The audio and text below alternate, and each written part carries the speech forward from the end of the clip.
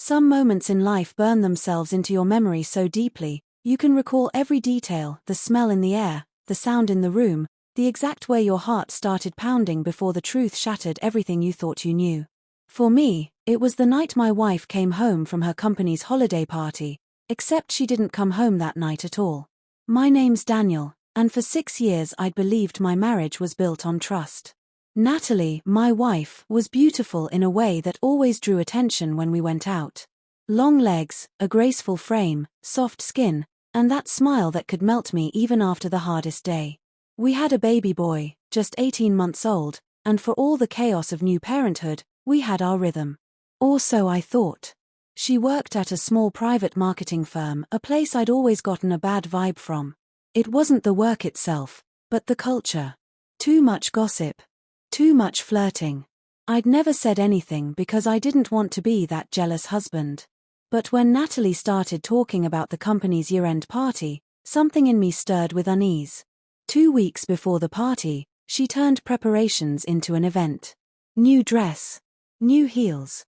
Even a bottle of perfume she'd never worn before. I didn't like the scent, it was bold, unfamiliar. She laughed it off, telling me I wouldn't be there anyway, so why did it matter? The neckline of the dress was enthusiastic, to put it politely.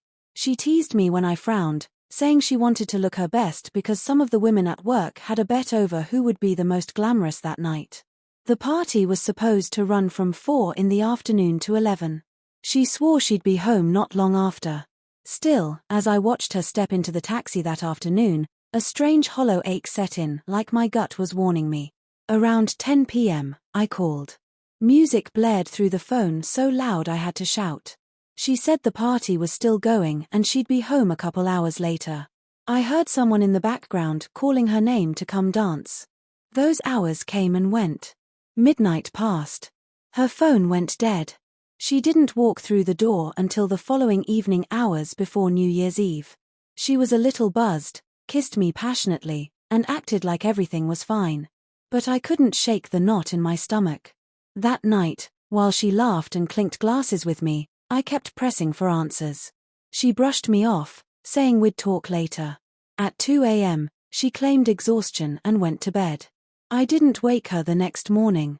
Instead, I got in my car and drove to the venue where her party had been held. It was New Year's Day. The streets were quiet. When I arrived, I asked for the head of security, a sharp-eyed woman in her 50s. She told me the company had booked not only the restaurant but also hotel rooms for the night. She wouldn't show me the footage, but money can open doors. A younger guard, for a fee, gave me what I needed on a flash drive. When I finally pressed play back home, my hands trembled. There she was, my wife, sober enough to walk steadily, guided by a man's hand on her waist toward a hotel room. They kissed in the hallway, the kind of kiss you don't fake. They disappeared inside.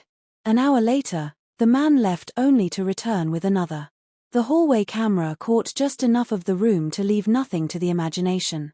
First with one man, then with both.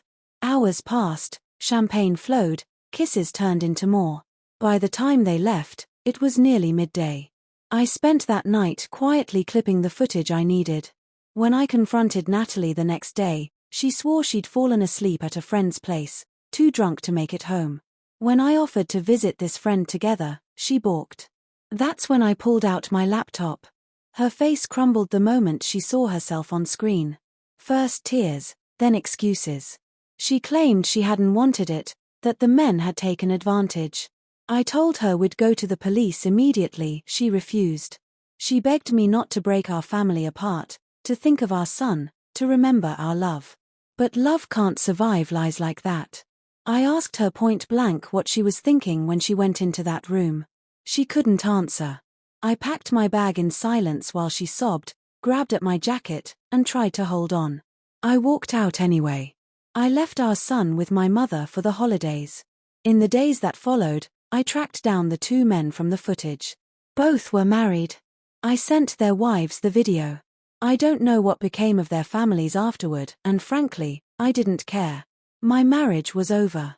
My trust was gone. The day I filed for divorce, I told Natalie I'd be seeking primary custody. I couldn't imagine raising my son in a home where his mother's choices could one day hurt him too. She looked at me like she just realized I was someone she no longer knew. And maybe that was true. Because once you see the truth, you can never unsee it.